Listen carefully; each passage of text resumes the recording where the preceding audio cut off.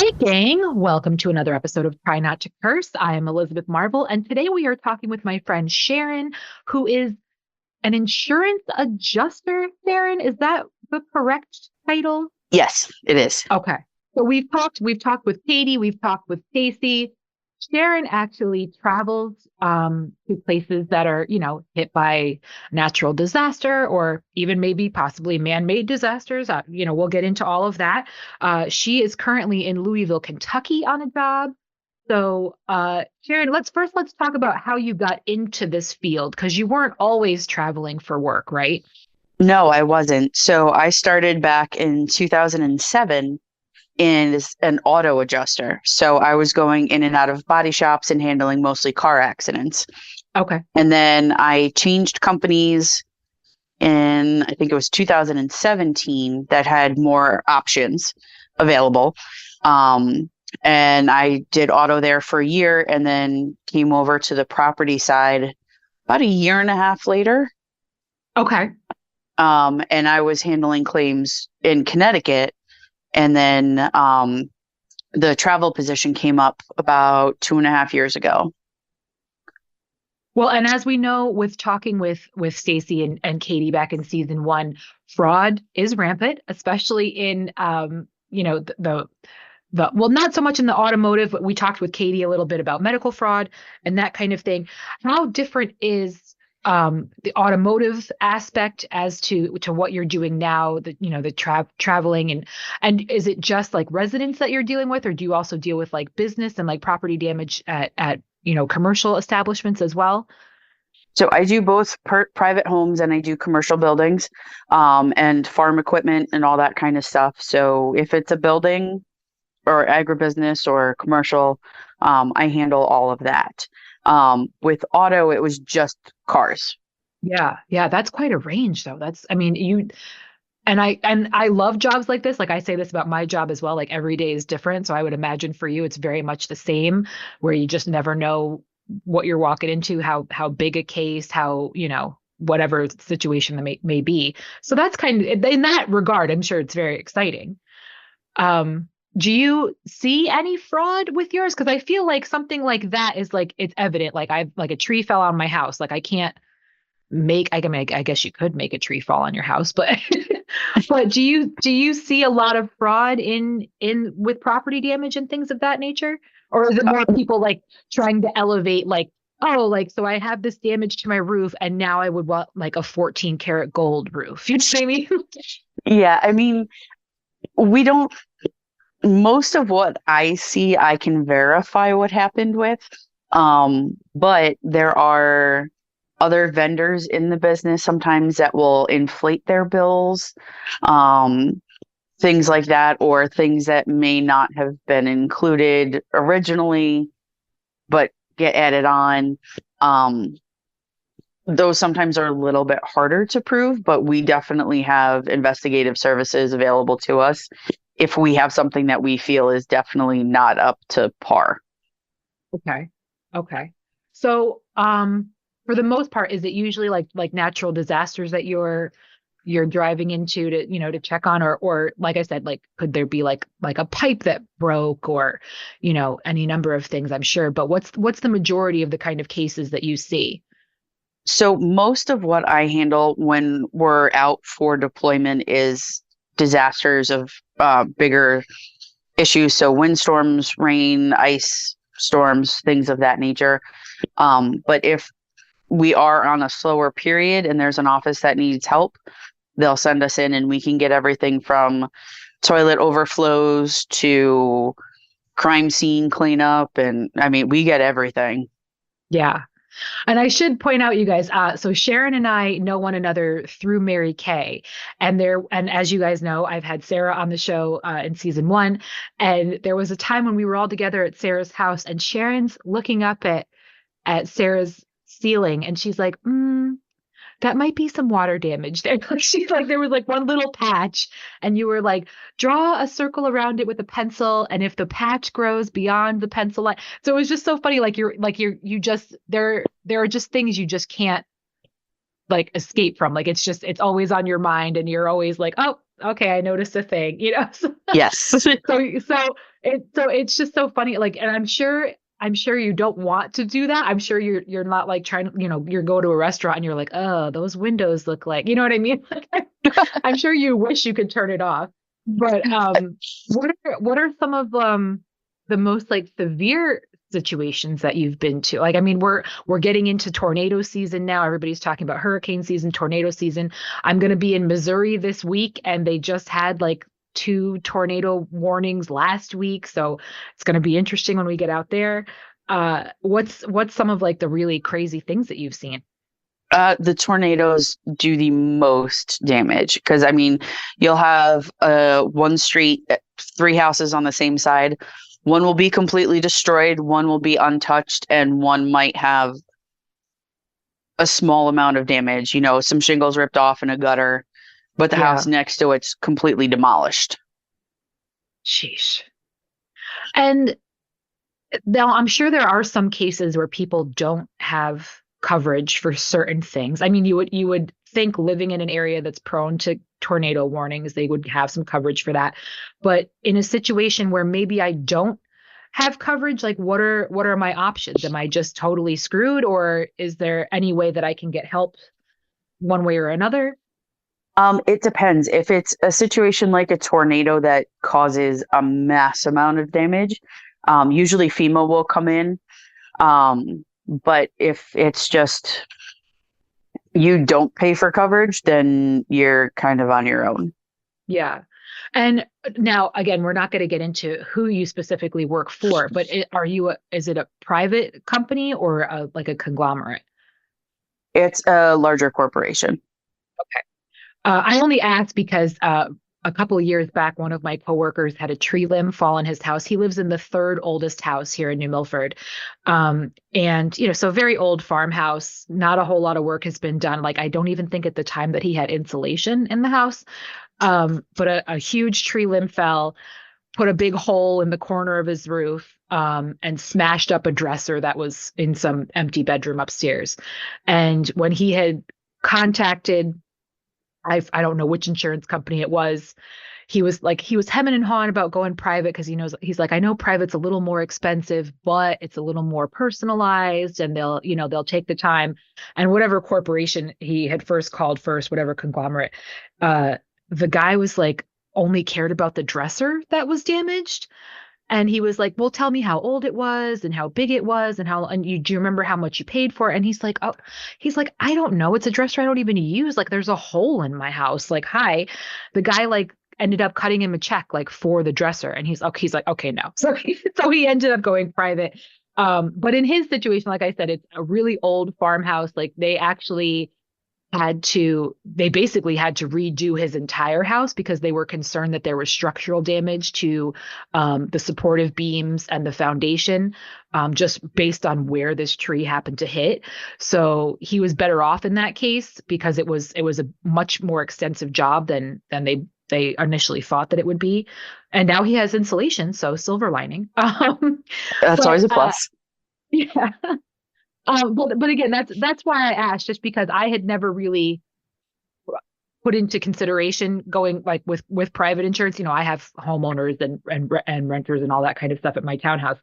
But I just, I've thankfully, knock on wood, I've not been in a situation where I've needed to call anybody just yet.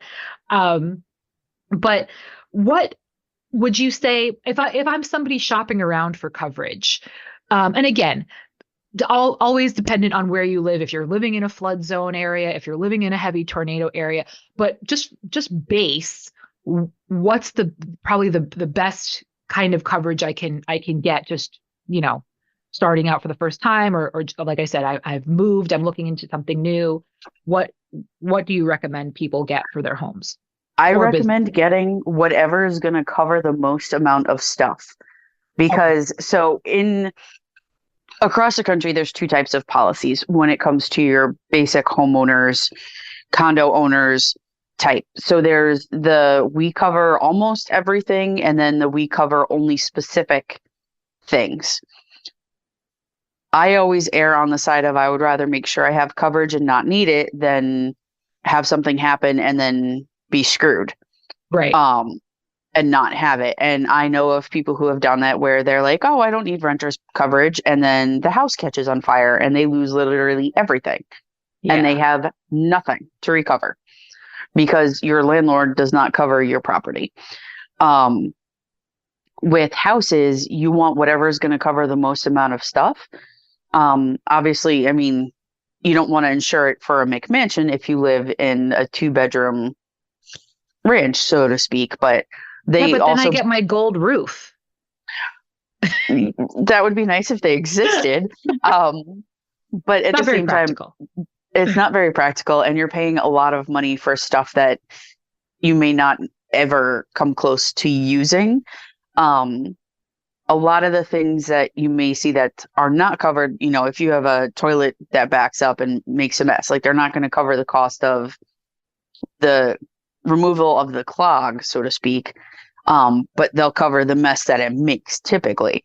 But if Okay. you have just a named policy, that may not be named. So you might be stuck if that's what you have. Um, named policies are basically, they cover like 12 different things, and that's pretty much it. If it's outside of those 12 things, sucks for you. Well, so what are the 12 things for me? Like I and I don't know what it is. Like when you're growing up, like we're worried about quicksand and we're worried about the Bermuda Triangle and we're worried about snakes coming up in the toilet, right? Those are the Right. top things when you're a kid. Now as an adult, like for me, like mold. Like I'm always looking for mold. Like I like, I feel like that's like the number, like it's everywhere. And we're all gonna get we're gonna deal with mold. There's gonna be something with mold. Or then I also feel like termites, like for whatever, not that I don't think that's really a big deal in Connecticut, but like that's always the thing you hear, like especially like with the home improvement shows or like any sitcom when somebody's doing work on the house and like their like foot goes through a floorboard or something. I feel like those are like the adult like horror stories that we think Oh, about yeah. as homeowners. The movie Money Pit is pretty accurate. Um, so the basic 12 things that they cover, and I don't have a policy open in front of me, but it's That's usually okay. wind, fire, hail, um, a sudden accidental overflow from a plumbing system. Um, what else? Vehicle damage is another one. Is mold in there? Um, Is mold one? no, mold is an optional. See, that freaks me out. So, well, here's the thing. So there is an inherent level of mold within the air that we breathe everywhere we go, regardless of what's actually growing. It's See, this is normal. what's We're going to turn exposed to me it. into a bubble person. This is what's going to hearing something like that. It's when it's like hiding in your walls and it's covering, like you've had a leak for years and years and years I never knew. Yeah. and didn't know about it. Here's the thing. If it's been leaking for that long, chances are you're going to see signs of it starting. It'll come through the drywall. So don't let it sit for too long, kind of thing, Yeah. because then it just gets worse. But there are requirements in place for the amount of mold that's present as far as what's required to properly mitigate it. Okay. So, I mean, the little bit that you get on the tile in your bathroom, that's definitely not something that you have to go ripping out drywall for. Right. If it's your tile falls down and the whole wall behind it is black, then you might want to have somebody come in and take a look at that. Burn it down. Just leave. Just got to move Yeah. out. Spider infestations, light a match, walk away. Oh my gosh. Yeah. Oh gosh. No, no, no. Well, I will say, this is the place that I'm at. I've been here for almost 3 years. This is the first house that I've ever been solely responsible for that I've taken care of. And of course, within the very first year, my washer leaked, and there is a unit below me. Oh, Thankfully they caught it before it was like severe damage, but it still dripped enough. They had to remove a section of drywall in their ceiling and replace it and all that. And of course I had to get a new washer dryer, but I ripped up the flooring under the washer and dryer and put new flooring down because I really am. I'm so freaking paranoid about mold.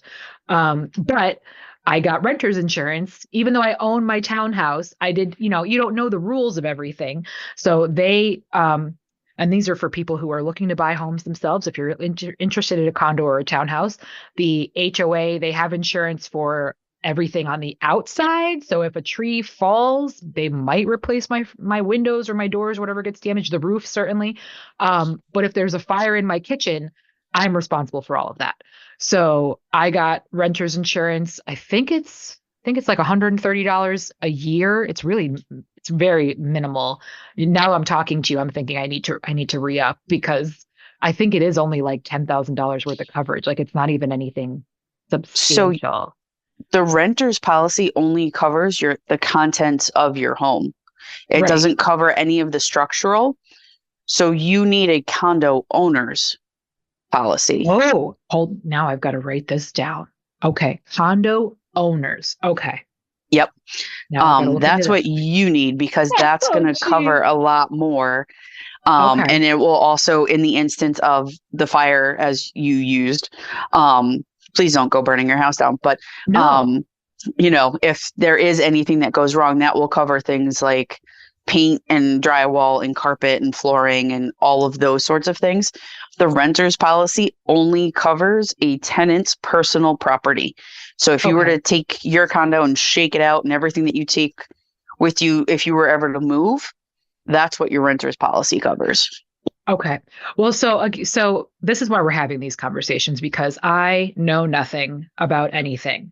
So I'm going to ask you real dumb questions. Sure. So I've got the renters right now. Yep. You're saying get the condo owners. Yes. Should I have both, or the condo owners, will that kind of cover the You do renters? not need both because Okay. the condo owners will extend above and beyond what the renter's policy covers. Okay. I got to call Flo. I got to call Flo at Progressive. We'll work this out. Okay. See, again, Yeah, this is why we're definitely having these have them conversations. let them know that you own a condo and then they will go from there. Okay. Awesome. See, I feel safer already. That's great. So, But I would call them uh, like tomorrow. I would not wait until your policy is no, up. I'll call tonight. I'll call right Yeah. after this conversation. I'm not kidding. As well, and is it fairly? I mean, $130 for the year is not crazy. Are the fees like comparable for that for condo? I mean, not that you can speak for every policy, but Yeah, that I don't know. okay, Condo owners, I believe, is a little bit more just because it covers it covers more. way more. Yeah. They'll look into about what it would cost to rebuild the inside of your condo if necessary. And that's what they Okay. base the pricing on. Whereas the renters is just your clothes, your furniture, your TV, stuff like that. Okay. So the I limits mean, are vastly different between the two. yeah. I mean, I don't have the same priorities as others. Like the television's way more important than paint on the walls for me, but but I Right. But you suppose it want to would be make sure nice that to you have have both. enough to cover. Yeah, it'd be nice to have both, sure. Yes. Well, so now again, gang, we are recording these episodes way in advance for the sake of poor producer Mike as he's away shooting his movie. So the Baltimore Bridge incident just happened a few weeks ago at the time of this recording. When you saw that, now I should say this is what kind of killed me. So President Biden, regardless of your politics, let's start right there, people, regardless of your politics, President Biden came out and he was like, 100%, the government is paying for all of this. And I said, hold on a minute. Hold on. Wait a minute. If I hit a bridge in my town, I couldn't go to the mayor and be like, you guys got this, right? You're good. Like the mayor would be looking at me and say, call Flo at Progressive and tell them to cut us a check. Like it was when you heard that clip again, doing what you do, were you like, no? Like, wait, what do you no? Yeah, that's not how that works. Ew. Now, I mean, if the government chooses to kick in some money for it, then I guess Which of that's. course they will, but you're But not even footing the whole bill. yeah, there's a whole lot of moving parts to go with that, and I mean, I don't know the ins and outs of that particular. I mean, we all obviously know the basics of what happened. A cargo ship hit a bridge, but Right.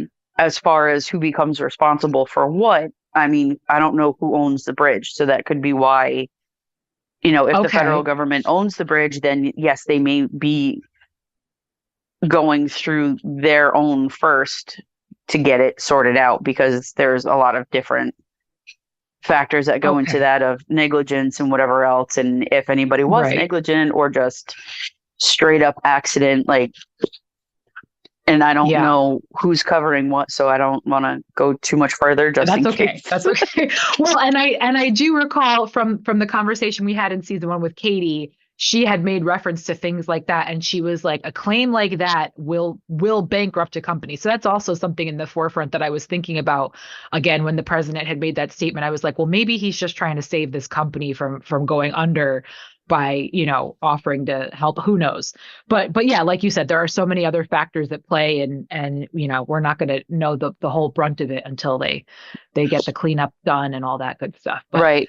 And it's But not just the cost of rebuilding the bridge, it's they have to reroute traffic around it, and there's different expenses that go into that. They have to right. recover what they can. And if there's any sort of, hazardous materials that may have come off the container ship, there's so many different components to it to just Yeah. blanketly be like, yeah, we're going to pay for it. Are you sure about that? Right. Wait till you get the bill. Then Yeah. then make your comments. Yeah, for sure. Well, I mean, I was the last time I was down in Atlanta. um there was a fire under the freeway. A car, I think it was a diesel truck or something, was on fire under the freeway, and there was some PVC piping, which actually is illegal and not shouldn't have been there. It was not regulation.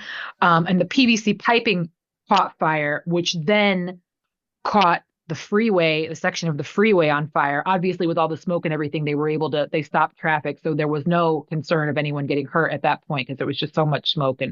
But that whole section of the freeway, they called it a bridge collapse, but it really was just one block of the freeway just fell. And, Yep. and, you know, I mean, you want to talk about traffic and ruining the lives of hundreds of thousands of people in a foul swoop.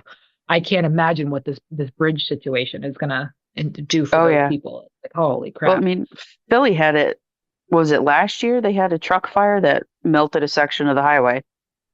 Yeah, right. Yeah. Yeah. Very similar to what happened in Atlanta. And it's one of those, like, everybody talks about, like, they glamorize living in big cities and things like that. And then you see those things happen. It's like, oh, never mind, because it's now completely changed the landscape of Yeah. the city.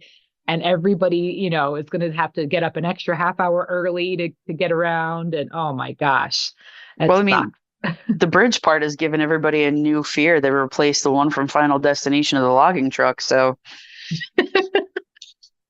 things that Yeah. you never had Yeah. to think about, like, do I need to wear a floaty when I go across a bridge now? Well, and of course, then now at the age of social media and stuff, do you just sit back and laugh at everybody that's all of a sudden become structural engineers?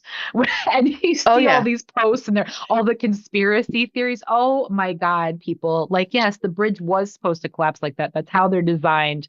Read a book. I don't know what to tell you, but it's just the whole thing is just comical to a point. Oh, yeah. People have way too much time on their hands with some of it. And it's like, well, Way. this couldn't have happened because of this. And I'm like, okay, and where did you get your nautical license from?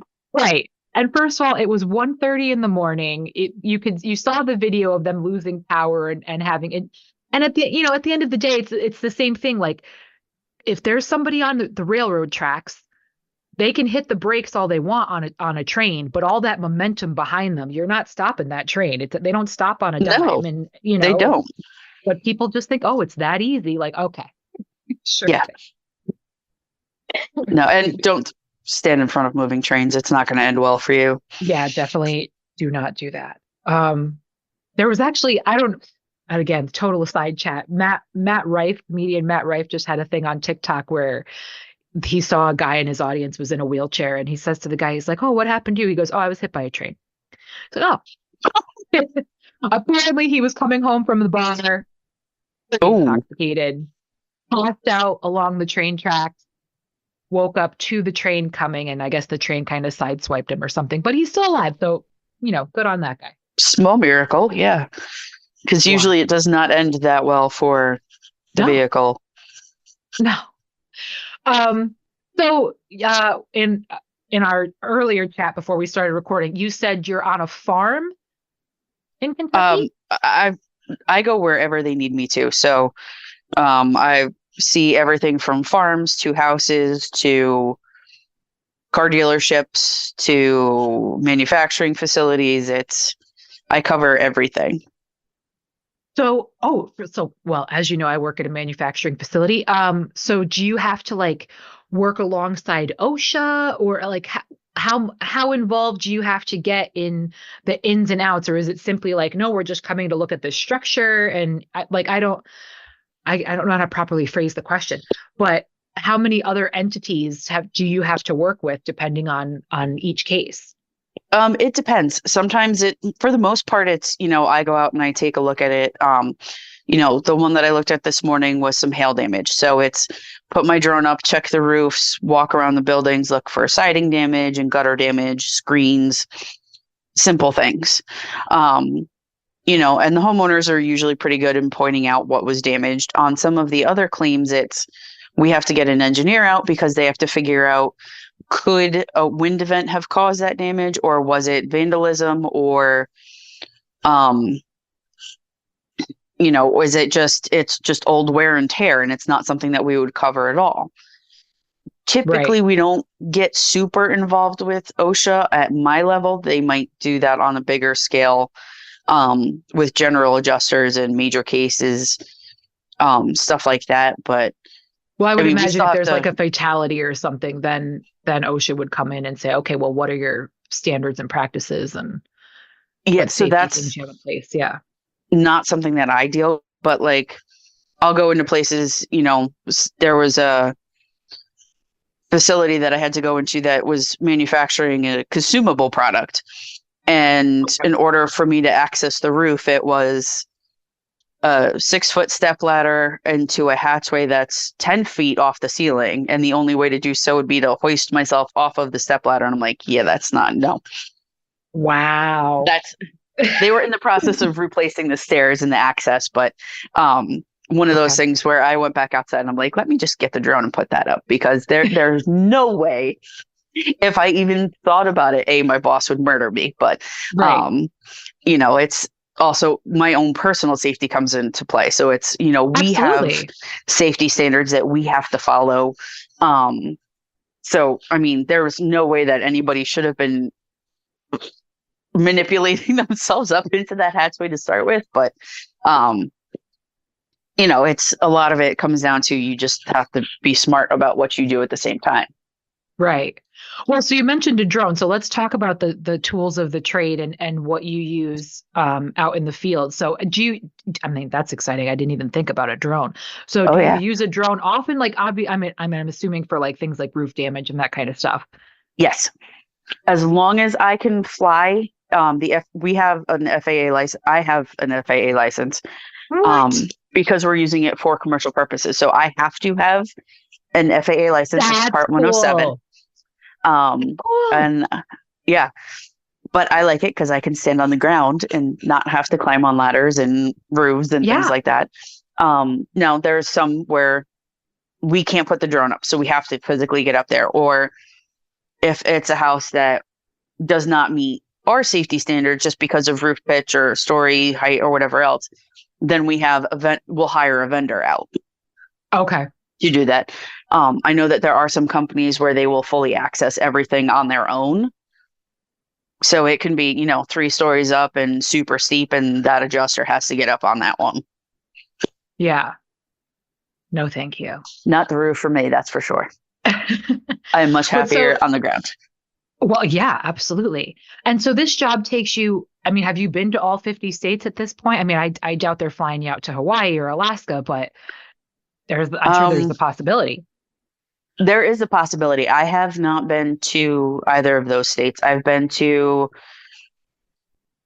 for this job specifically, most of where I've been to: Maryland, Georgia, Minnesota, Missouri, Oregon, Texas a few times, um, feel like I'm missing a couple. But I've been like personally, I've been all over the East Coast, most of the Midwest, um, California a few times. I'd never been to Kentucky before this time. Oh, okay, nice. So this is my first trip here. I was in Oregon for a month and I had never been there before, wasn't on my bucket list, but it's a beautiful state. Oh, good. Well, you said it was rainy though, It was which very is rainy, to be expected. very much so, and I would not recommend going to Portland to go sightseeing. Okay. Well, it can't rain all the time there. I'm sure there are some seasons where it's not too bad. I would Yeah, hope. from what I've been told in the summer, it's not so bad, but Okay, that's good. Portland Uh, has its own separate set of issues going on. So, okay. Well, good to know. yes. Well, so let's get back to the beginning of the conversation. Have you experienced any or witnessed any incidents of fraud or someone trying to, like I said, maybe try to get a little more than what they might have had before, try to give themselves an upgrade through a claim? Yes, I have experienced some of those, both auto and on the property side of things, both Sure. homeowners and vendors. And we have Okay. steps that we take to handle those accordingly. Okay. Well, so maybe if you can, just some examples of like the homeowners, like um again, all I can think of is like roof damage. I'm sure I know there's other things, but what's something that someone tried to be like, oh hey, that wasn't like that before, and so we need this, or you know what I mean? So a lot of times it's just brand and cost of, oh, this was brand new, but clearly it's been sitting in the basement for 25 years. Okay, okay, yep, Sometimes gotcha. it's small stuff like that. Um, and then usually those I straight up say no. I can tell that that's from, 1987. That's Right, not a brand new TV. right, Um, and then there's some of, okay, well, maybe they're trying to add on other rooms, or they had a company come in and do demolition in rooms that weren't necessarily affected. And the amount of, you know, you'll see that more with like pipe breaks, okay, where it just doesn't make sense on how the water got from A to B in the okay, meantime. right, okay, Um, and then sometimes too, they'll say like, oh, well, this room wasn't leaking. And you walk in and, there might be a little bit of staining on the ceiling from a rainstorm a couple weeks ago. And then you walk into another room that's the ceiling's ready to collapse. Well, clearly that didn't just happen. right, right, I mean, now if the whole roof gets ripped off, that's a different story. But I mean, you can kind of tell if they say, oh, this happened 2 weeks ago. And then you go into a room that's full of mold where there's yeah. not in the rest of the rooms that are damaged, something is not necessarily cohesive with whatever else happened. Right.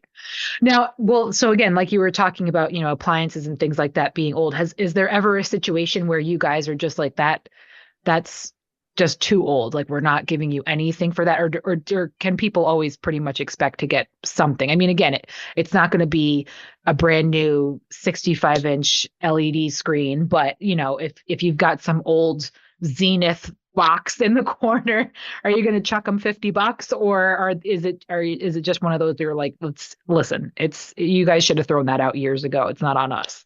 I mean, it depends on kind of, if it's something that they're still using, then Sure. yes, we owe them to replace it. Obviously, we can't replace it with the 1987 Zenith, but Right. um, the one that's been buried in the basement under 87 boxes, 4 feet high, Reasonable. Yeah. that we're not going to really consider Okay. so much. But each policy is different.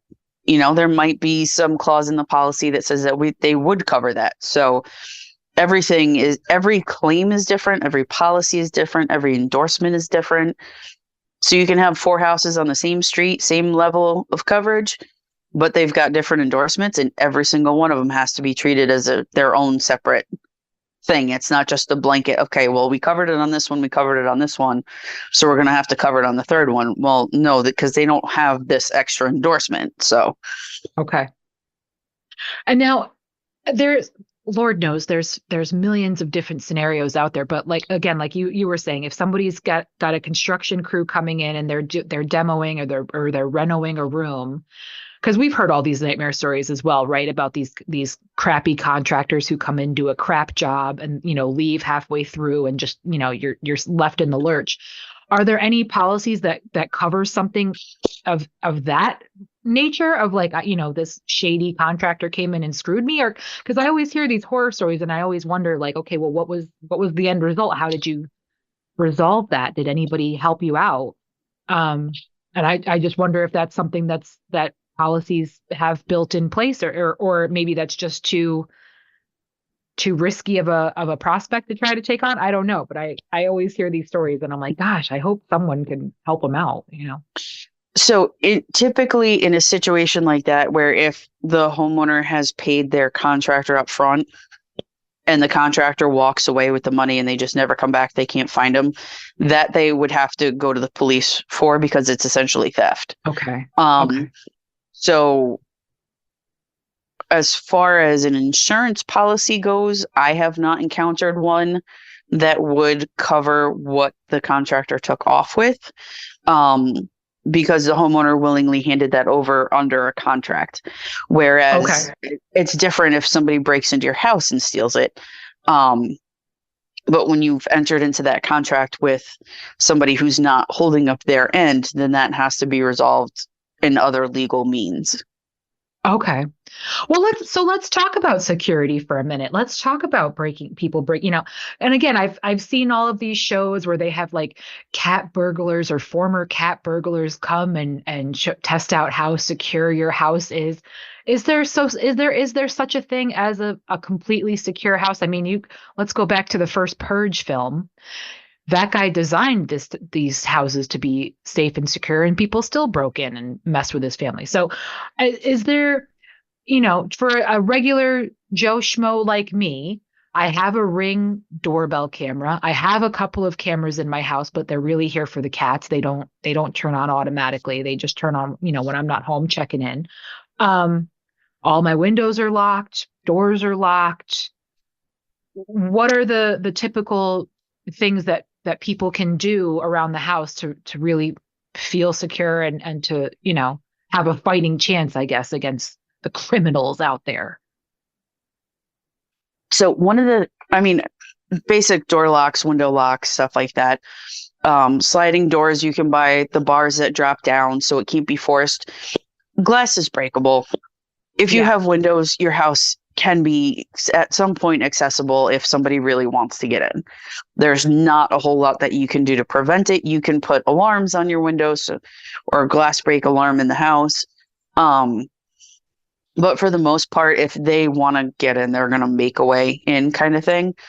But motion lights are good because for the most part, they're not, if it's well lit, they're not so much going to try to get in that way. They'll find a darker spot, so they're less likely to be seen. And again, this is just from watching all of the shows where they have the former burglars and everything else. But Right, sure. just a lot of it is basic common sense of, okay, well, maybe I shouldn't put a bench right in front of the window that I'm not going to lock ever because I can't reach the lock for it. If it's in a dark spot, if they see that, then okay, that might be, don't make it easy for them to get in, kind of thing. Yeah. Um, but I mean, my house, I've got my porch and a window right there. I mean, it's not a whole lot of effort if they really want to break the window, kind of thing. Yeah. But I have cameras, I've got lights, and my neighbors are great and keep an eye on things because they also have lights and cameras. And, it's, you've got to do with what you can within your means, but at the same time, you can't constantly live in fear of, well, what if this happens? Because then you'll never leave your house. Right. Right. So now I'm super safety oriented only because, through my job, I am a part of the emergency response team at work. So I get the training, I get the info. I work with a lot of first responders who, that's what they do on their off days. So for example, my home only has one point of entry. It just have one front door.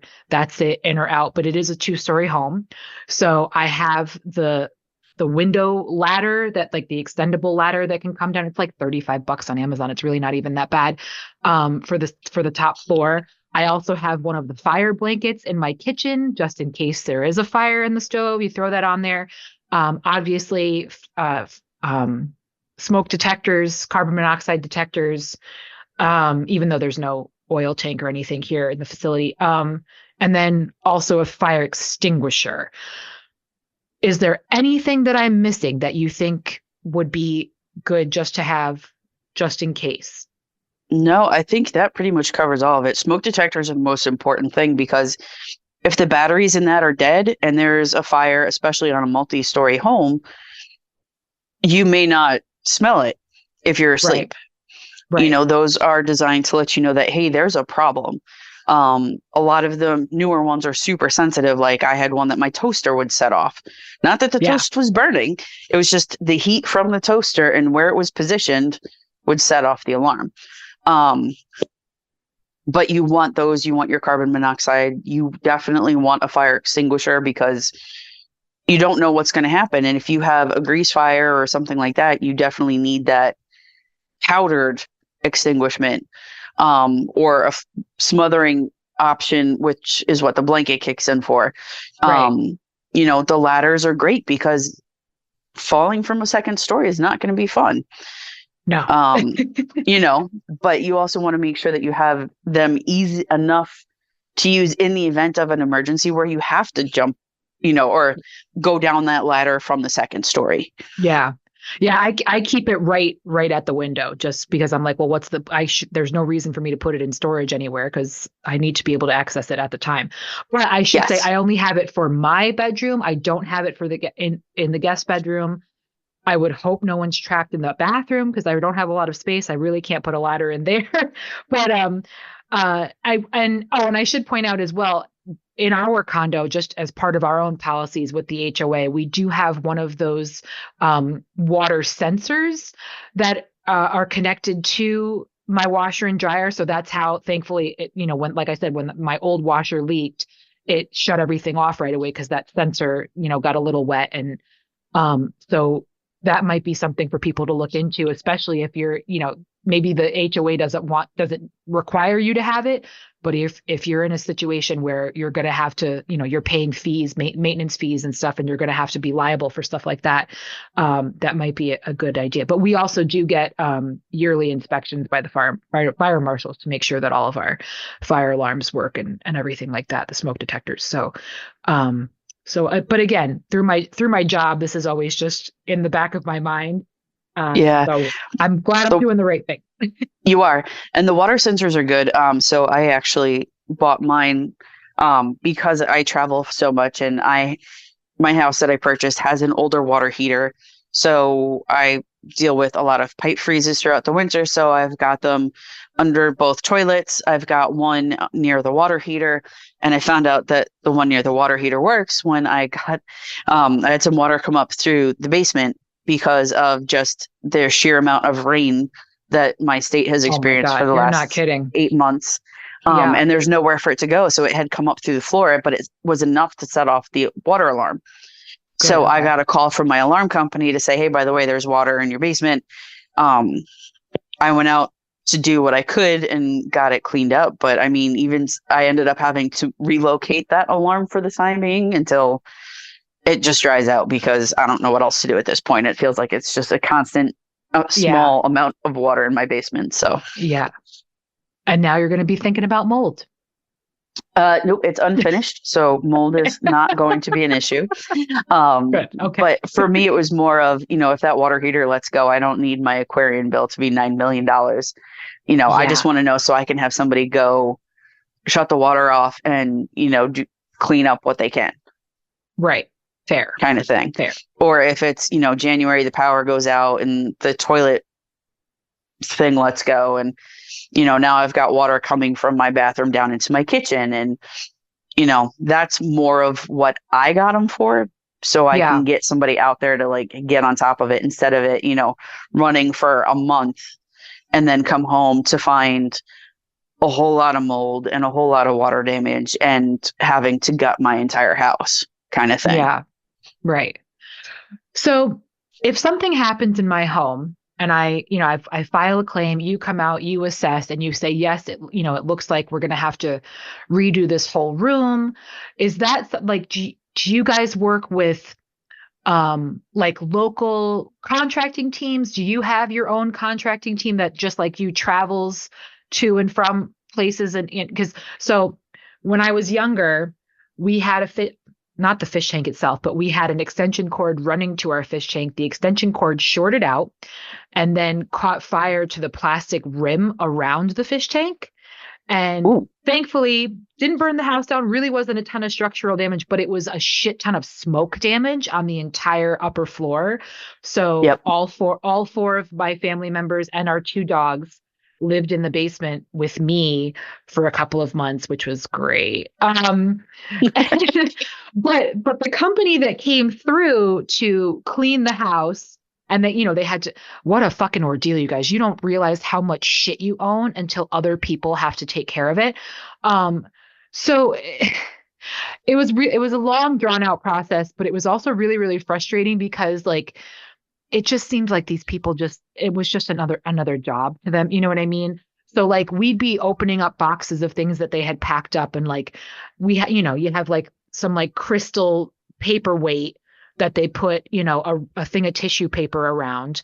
And then like, and I shit you not, we had a stapler that they wrapped 100 times in tape and paper.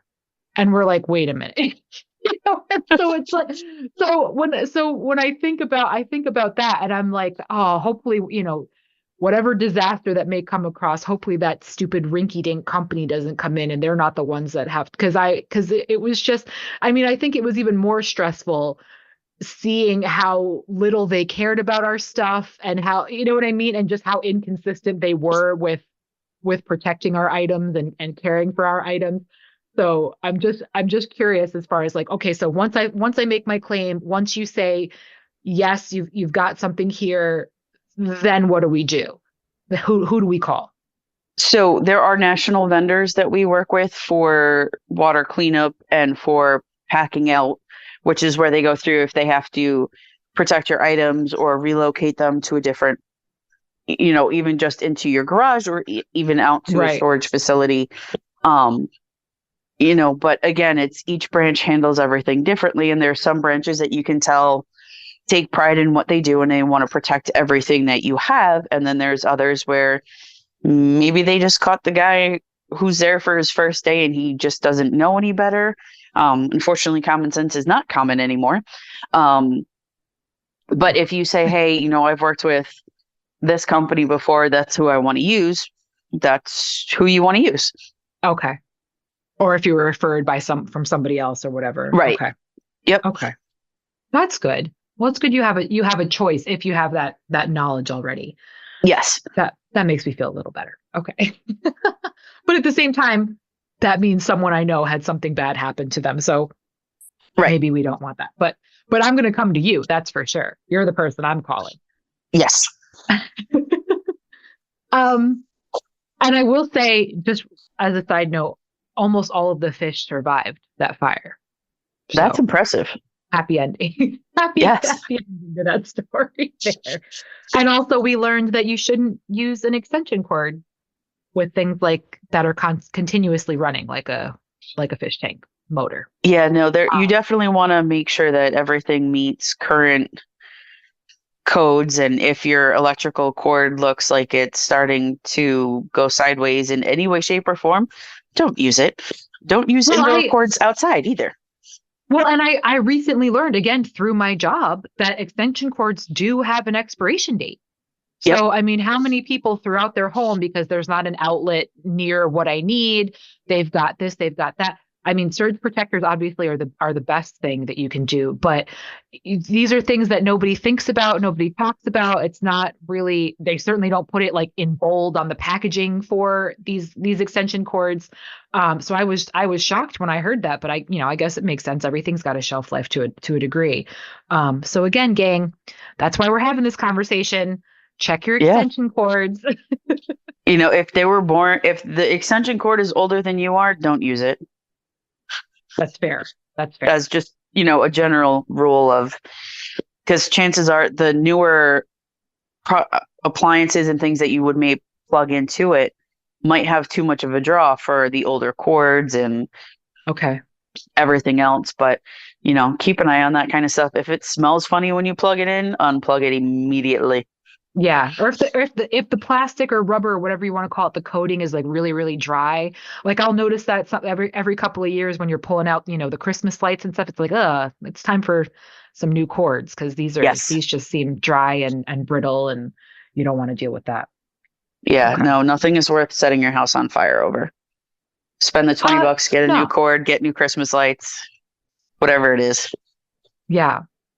Um, I'm trying to think, is there anything that I haven't covered? Are there any other tips so condo owner insurance I need? Yes. Because you own the condo, unless if you are renting the condo, then you don't need the owners. The Yeah. renters would be fine. But if your name is on that deed, then you want the owners. And of course you're going to be a little biased here, and I think I already know the answer to this question, but everyone should have some form of insurance, Absolutely. one way or the other. You can't, One way or the other, because yeah. you don't know what's going to happen. And specifically with renters, there's a lot of people that are like, oh, I don't need it. It's not a big deal if I lose a bed or whatever. But it's usually not just one or two items. It's usually everything is gone because something caught fire. And all of a sudden, you've gone from, several $1,000s of furniture and clothing to you have just what's on your back. And you now Yeah. have to foot the bill to replace everything that you had. Yeah. I No. mean, you don't want to rely on GoFundMe's and that stuff either. Yeah. Well, Because you don't want to spend $100 throughout the course of a year to yeah. properly cover your stuff. Well, so that leads me to my next question, because again, back when I had that conversation with Katie about medical fraud and insurance claims and things of that nature. Everybody wants to blame the insurance companies for why they can't do X, Y, and Z, and they're making money hand over fist. And Katie was like, no, look at the profit margin. They're really not. Um, No. has homeowners insurance, as far as coverage is concerned, and bang for your buck, for lack of a better term, has it gotten better? Has it gotten worse over the years? Are just claims just getting more and more extreme and outrageous, which then of course obviously affects uh claims going forward, and the structure of claims, and what companies offer. Have you seen any, like, if I had a fire 10 years ago, am I getting the same kind of coverage that I would be getting today? You should, in theory. It's just going to cost more because the cost of literally everything is going Sure. up right Yeah. now. Yeah. So, with the cost of materials increasing, the cost of labor increasing, the cost of just replacing your personal property increasing, the rates have to go up. There's Okay. also more frequency of weather events than there Yeah. was, 10 years ago, 5 years ago. Yeah. So, now it used to be one or two weather events a year, and now there's major weather events happening from April through October. And again, paranoid ass people like myself, like I have so much medical insurance, you would think that I needed a kidney transplant. I'm like, you never know.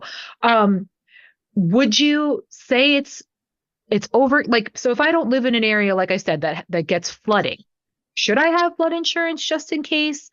I don't live in an area that gets tornadoes, but you never know. It could happen. Should I get Yeah. coverage for tornadoes? So the tornado is going to be covered under your base wind policy. Um, Connecticut gets a tornado once a year, every other year for the last 14 years, as far as I can remember. Okay. Sometimes they're not as catastrophic, but you never know. And the way that the weather patterns are changing, there's ice storms hitting areas that never have ice storms. Yeah. Texas, perfect example, Oh my God. I you can't know, imagine. and it's happening in places that aren't normally equipped with it to prevent those sort of things because, it's Texas. The weather doesn't drop below 30 degrees where they need the super high insulation like we have up in Connecticut. Well, again, so let's talk about Texas. Were all of those people just absolutely screwed? No, they were not. Um, because when it comes to freeze, as long as you do your due diligence and maintain heat in your house, there should not be an issue. And with Texas, it came down to they were trying to roll the power to conserve what they could to prevent this sort of thing happening, but the power grid couldn't sustain it. Okay. So So even if you were trying to most heat your house, it cut out or whatever. right, if the power goes out and you physically can't maintain it, that's not a fault of your own. Okay. It's when okay, I'm just not going to turn the heat on because I don't want to pay the electric bill. Well, that's going to be your problem because Okay.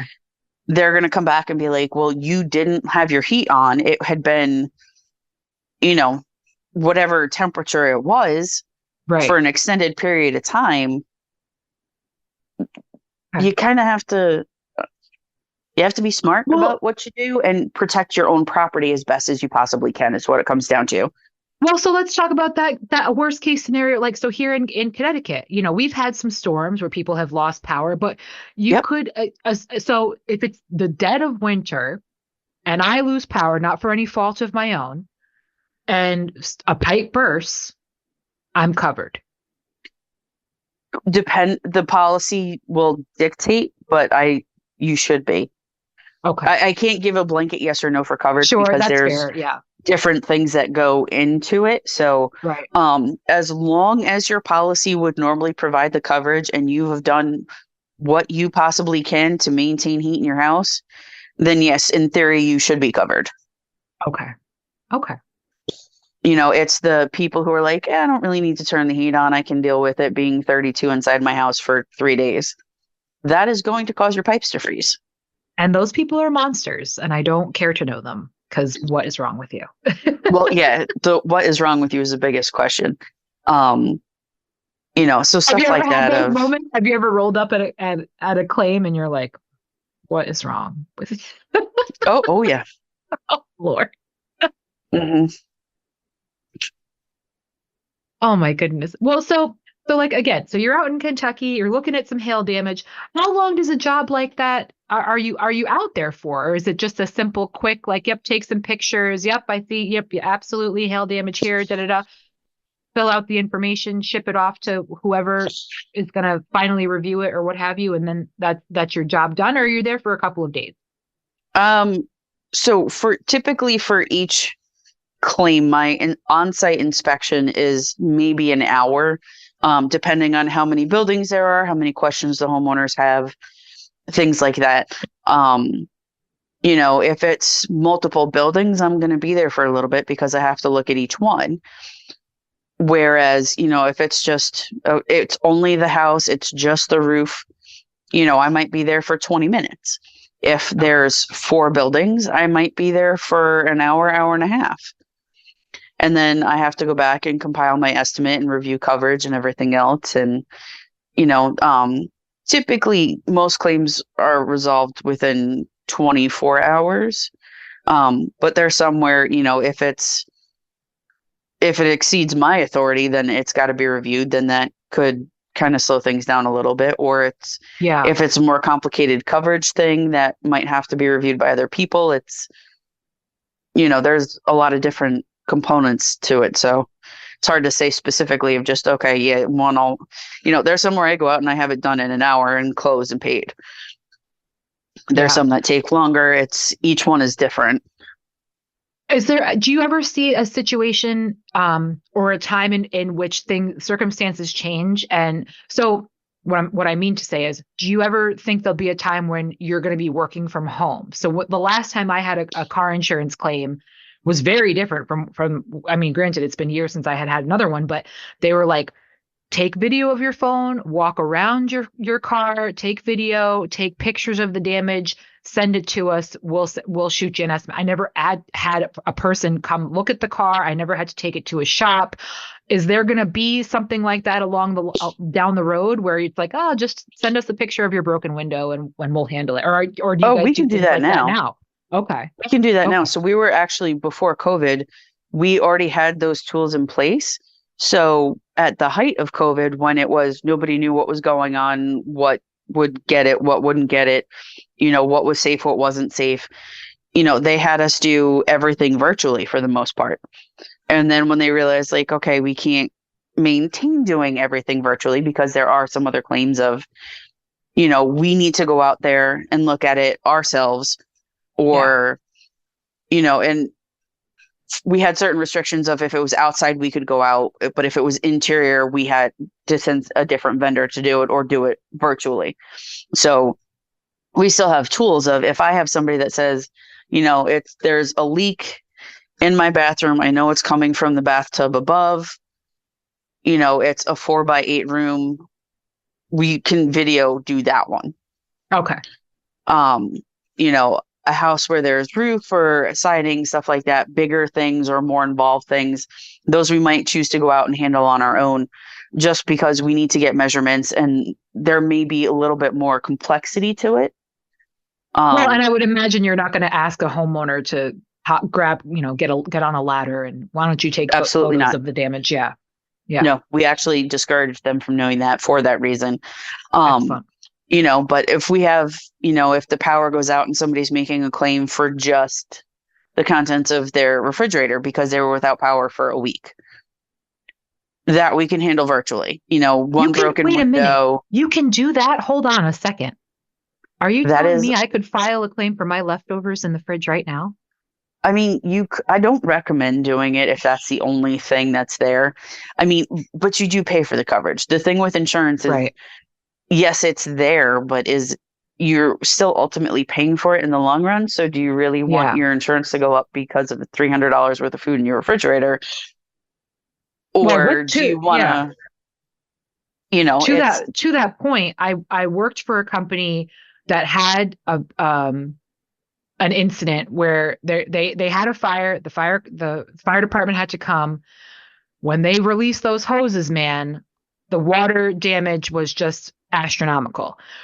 And I'm thinking, okay, well, we've got insurance. It's a big corporation, no problem. Well, the corporation had to decide, is the loss of materials and the maintenance to renovate and clean up and all that stuff, is it more cost effective to file the claim and our premiums are going to go up, or just take the loss of materials and damage to the building?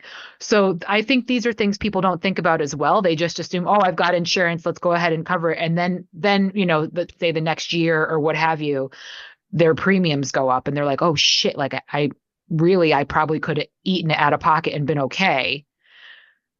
right. You know what I'm saying? So you kind of want to look at the cost of things. I mean, obviously, if it's something major, yes, by all means, use your insurance. That's what it's there for. That's what it's designed for. But, one window that gets broken probably may not be the best of your use of your insurance. Okay. Because, and again, it comes down to it may not even be enough to go over your deductible. Okay, So sure. Okay. if you're in doubt, have somebody come out, price it out. Okay, I've got $1,000 deductible. It's going to cost me $1,100 to fix it. Maybe not a great idea to put it through my insurance.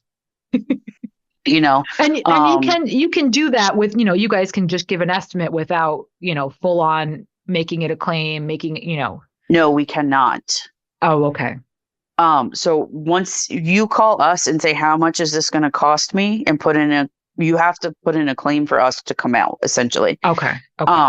But if it's, little Timmy next door breaks your window with a baseball, maybe have a contractor come give you a price to replace the window. And if he says, okay, it's going to be $600 to replace the window, you've got a $500 deductible, your insurance is only going to be giving you $100. Sure. Is that really worth it? Right. Um, compared to, you've got a kitchen fire that's $15,000. Right. That's, kind of got to think about it, because I've seen a lot where it just, I mean, I don't know what effect it has on the rate side of things because they don't tell us those sorts of things. But Okay. I mean, it's one of those, if it's worth pricing out for the most part before you put it in, just to see how much is it going to cost you. Because, if it's a $400 claim and you got a $500 deductible or $1,000 deductible, they're just going to tell you it's below your deductible. Right. Okay. But that claim Okay. will still be showing on the history. And again, that's why we ask these questions, because you don't know what you need until you need it. Right. So with that, my friend Sharon, I do appreciate you sitting down and chatting with us. I hope you guys learned some things. I certainly did. Now I've got to go call Flo at Progressive. Um, but Sharon, thank you so much for joining us and talking with us about this. It's to me, I'm just fascinated by all of it. And whenever I hear that you're traveling and you're out and about, I'm like, oh, what is it this time? Is it hail? Is it a tornado? Is it a tree limb? Yep. So I do really appreciate you taking the time, especially, being out in Kentucky as you are right now. So thank you Oh, so you're very much. welcome. Yeah. So this was Try Not to Curse, and we will catch you next time.